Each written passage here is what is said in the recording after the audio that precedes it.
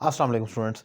आपको direct indirect जिसे narration कहा जाता है उसमें अक्सर कन्फ्यूजन रहती है और बहुत सारे लोग तो इसी को लेकर बचपन से लेकर उन्हें ये कन्फ्यूजन रहती है और कईयों को तो ये भी समझ नहीं आता कि सिंपल जो एक डायरेक्ट स्टेटमेंट है उसकी इनडायरेक्ट कैसे बनाई जाती है।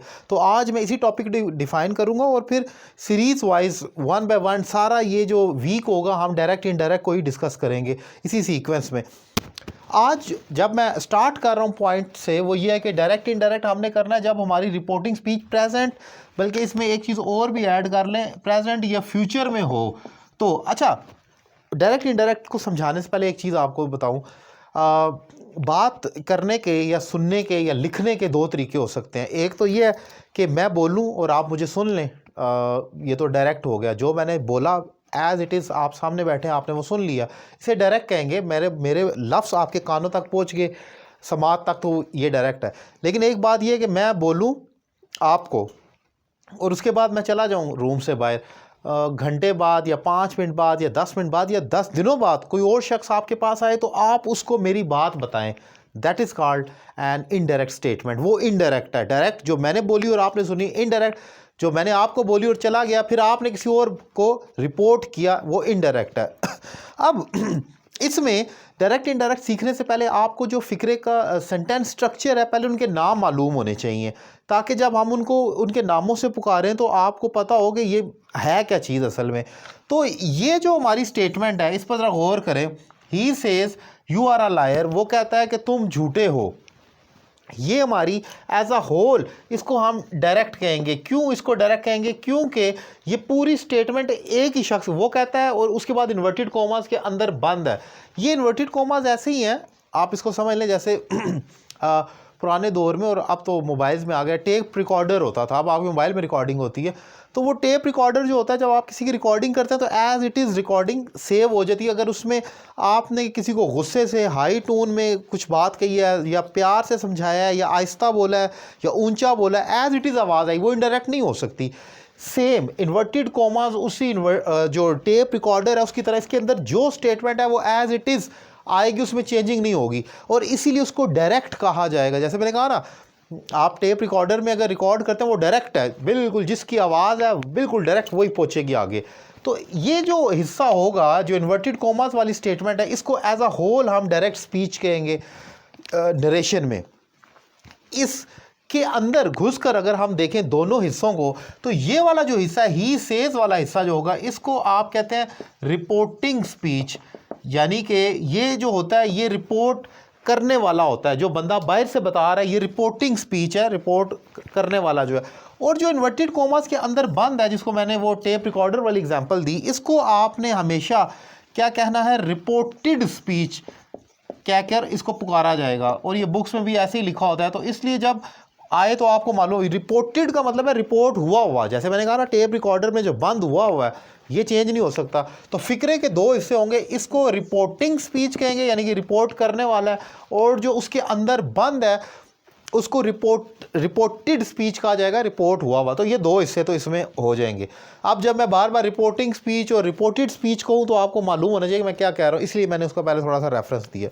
अब जब हमने एक डायरेक्ट स्टेटमेंट दी, वो कहता है, पहले तो यह है कि जब इनडायरेक्ट करते वक्त ना एक चीज़ का ध्यान आप रखें, जिन लोगों को टेंसेस नहीं आते बहुत मुश्किल है कि उनको डायरेक्ट इनडायरेक्ट आए।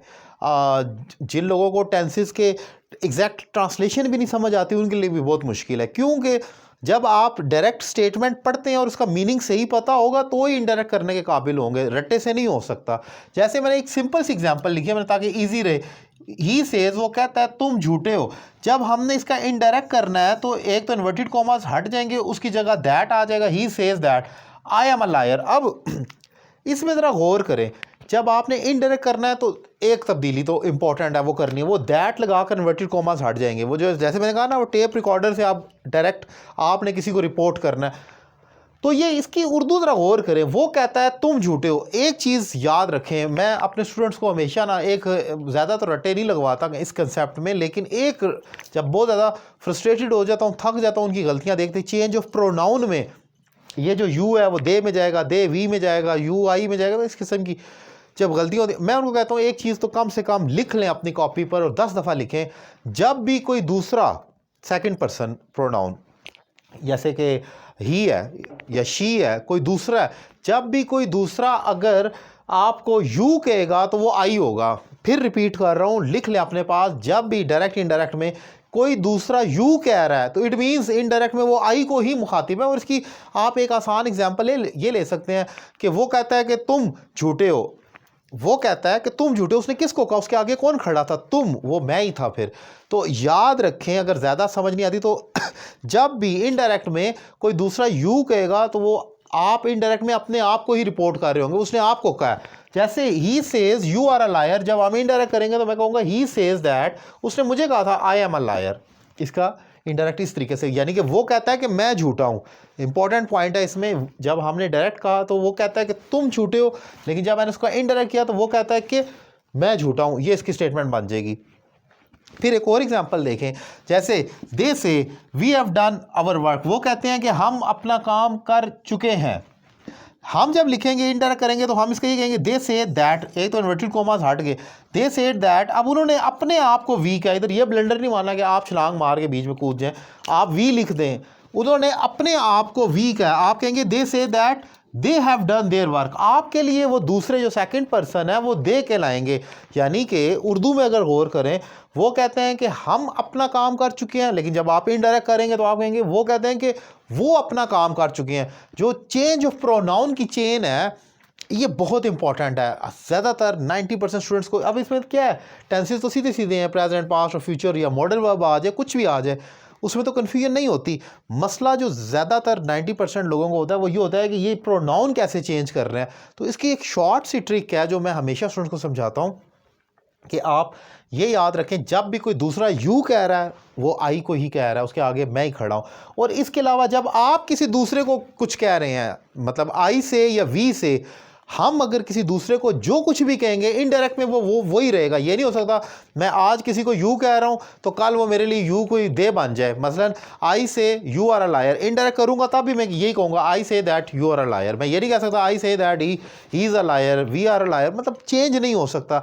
तो 2 पॉइंट कम से कम याद रखें, जब भी कोई दूसरा यू के इनडायरेक्ट में वो आई है, और जब आप यानी कि आई या वी, जब आप किसी को यू कह रहे हैं या जो नाम उसका लेकर शी ही शी इट कुछ भी कह रहे हैं, वो इनडायरेक्ट करते वक्त आपके लिए हमेशा क्या 100 साल तक वो वही रहेगा, वो चेंज नहीं होगा। सो आज का ये मेरा पॉइंट था जो मैंने डिफाइन किया। एक आखिरी चीज़ और डिफाइन कर दूं, मैंने लिखा है कि रिपोर्टिंग स्पीच प्रेजेंट हो या फ्यूचर हो, ये आप देख सकते हैं ही सेज, ये हमारी रिपोर्टिंग स्पीच प्रेजेंट थी तो उसका इनडायरेक्ट इस तरीके से बनता है। लेकिन अगर इसी रिपोर्टिंग स्पीच को मैं फ्यूचर में ले जाऊँ, ही विल से कर दूँ या ही विल बी सेइंग कर दूँ, व्हाटएवर, फ्यूचर की कोई भी कर दूँ, उसकी चेंजिंग भी इसी तरीके से होगी, कोई उसमें बड़ी चेंजिंग दरकार नहीं है। सो ये आज इंपॉर्टेंट मैंने डायरेक्ट इनडायरेक्ट का टॉपिक डिफाइन किया। उम्मीद करता हूँ आपको ये लेक्चर पसंद आया होगा। और अगर आप मुझसे ऑनलाइन इंग्लिश लैंग्वेज कोर्स करना चाहें और आप पाकिस्तान में या पाकिस्तान से बाहर किसी भी जगह से एक रीज़नेबल फ़ी पे करें और मुझे ज्वाइन करें। और रावलपिंडी इस्लामाबाद के स्टूडेंट पिंडी में मेरी अकेडमी भी ज्वाइन कर सकते हैं। Thank you very much.